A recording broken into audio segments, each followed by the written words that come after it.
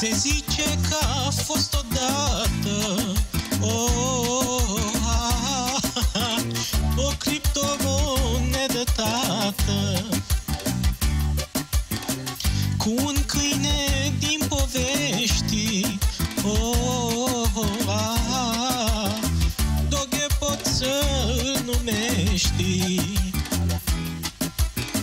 Și-am acasă un portofel, e virtual, da, e în el un câine care tot crește, banul meu îl înmulțește.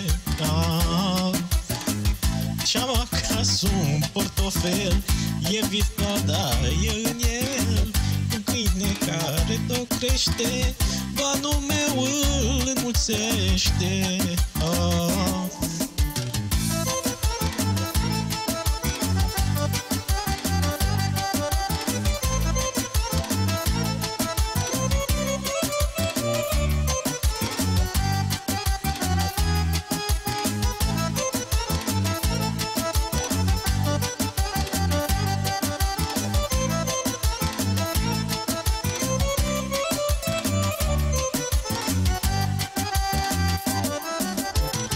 Elon Musk a zis odată că Doghe-i un hustle, tată, și câinele a scăzut. Toți de frică l-au vândut. Și-am acasă un portofel, e virtual, da, e în el un câine care tot crește, banul meu îl înmulțește.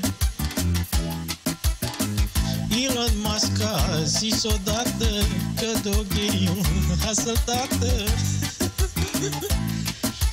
Versurile mărtii.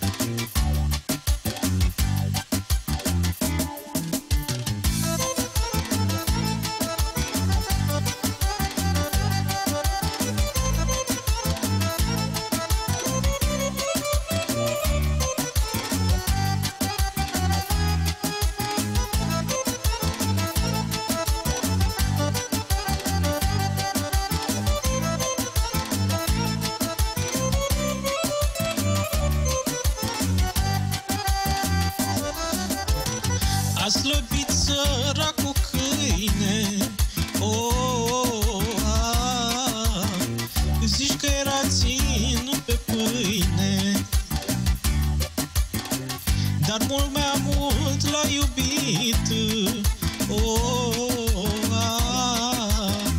Doghe i-a biruit. Și-am acasă un portofel, e virtual, da, e în el un câine care tot crește, banul meu îl înmulțește.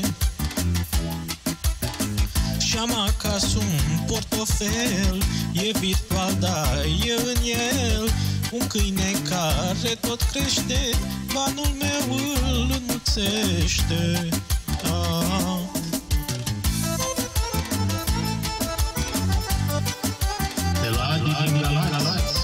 Pentru toți șmecherii criptobaștani care au încredere în Doghe. Cu de bun mă întreabă Doghe.